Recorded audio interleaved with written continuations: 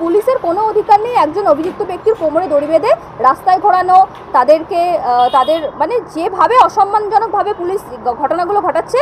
হাইকোর্টে মামলা ফাইল হয়েছে, হাইকোর্টে জনস্বার্থ মামলা হয়েছে। সেই জনস্বার্থ মামলাতে মাননীয় প্রধান বিচারপতি রিপোর্ট চেয়ে পাঠিয়েছে এবং যে সকল পুলিশরা অভিযুক্ত তাদের সকলে যাতে যথাযথ শাস্তি হয় সেই ব্যবস্থাও করা হবে।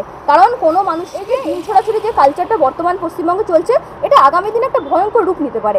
এখন হয়তো কোনোভাবে কিছু পলিটিক্যাল পার্টিরা ইনফ্লুয়েন্স করছে, কিছু পলিটিক্যাল লিডার্সরা ইনফ্লুয়েন্স করছে এবং সাধারণ মানুষ এতে মাতামাতি করছে, সাধারণ মানুষ মেতে উঠছে।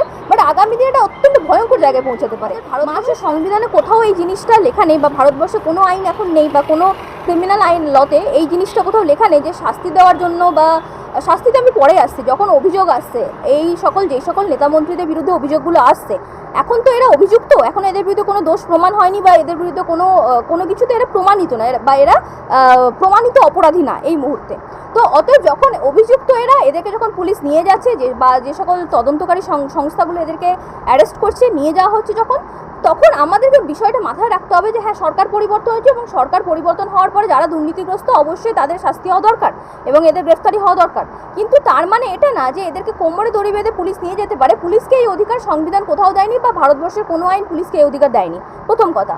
এবং দ্বিতীয়ত, প্রত্যেকটা মানুষের একটা ডিগনিটি আছে। সেই মানুষটা যেই অন্যায় করে থাকুক না কেন, যেই অপরাধী করে থাকুক না কেন এবং যেই দুর্নীতির সাথে যুক্ত থাকুক না কেন, সেই ডিগনিটিকে আমরা ভুলে যাব না। প্রত্যেকটা মানুষের যেই ডিগনিটি, আমাদের সংবিধান প্রত্যেকটা মানুষকে যে বেঁচে থাকার অধিকার দিয়েছে এবং সেই বেঁচে থাকার অধিকারের মধ্যে যে মর্যাদার কথা বলা হচ্ছে, সেই মর্যাদা আমরা তাকে দেব।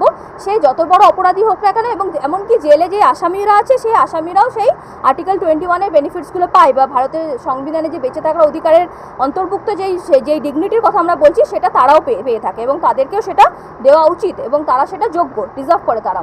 অতএব যখন কেউ অভিযুক্ত হচ্ছে, নেতামন্ত্রী অভিযুক্ত হচ্ছে, তারা যখন গ্রেফতার হচ্ছে, পুলিশ তাদের বিচার করবে, আদালত তাদের বিচার করবে, পুলিশ সেই ইনভেস্টিগেশন করবে, পুলিশ তদন্ত করবে সঠিক, সেই তদন্তের রিপোর্ট জমা পড়বে। তদন্তের ভিত্তিতে যদি প্রমাণিত হয় সেই ব্যক্তিটা অপরাধী, আদালত তাদের সাজা দেবে, জজ সাহেবরা আছেন তাদের সাজা দেওয়ার, এবং তাদের যা যথাযথ শাস্তি সেই যথাযথ শাস্তি দিতে হবে।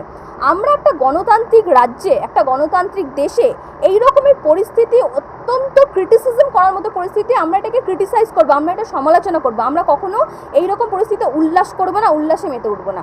আমাদেরকে সংবেদনশীল নাগরিক হিসাবে বা দায়িত্ববান নাগরিক হিসাবে কখনো আমরা একটা নেতামন্ত্রী, সে যে দলেরই নেতামন্ত্রী হোক না কেন, তিনি যত বড় দুর্নীতির সাথে যুক্ত থাকুক না কেন, আমরা সঠিক তার বিচার চাইব।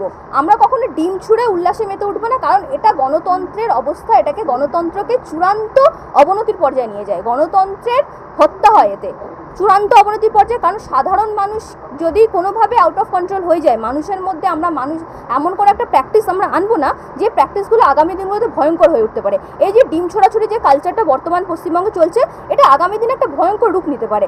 এখন হয়তো কোনোভাবে কিছু পলিটিক্যাল পার্টিরা ইনফ্লুয়েন্স করছে, কিছু পলিটিক্যাল লিডার্সরা ইনফ্লুয়েন্স করছে এবং সাধারণ মানুষ এতে মাতামাতি করছে, সাধারণ মানুষ মেতে উঠছে। বাট আগামী দিনে এটা অত্যন্ত ভয়ঙ্কর জায়গায় পৌঁছাতে পারে। মানুষ রাস্তা থেকে বেরোতে পারবে না, মানুষ বাড়ি থেকে বেরোতে পারবে না, মানুষ নিরাপদ থাকবে না এবং কেউই নিরাপদ থাকবে না।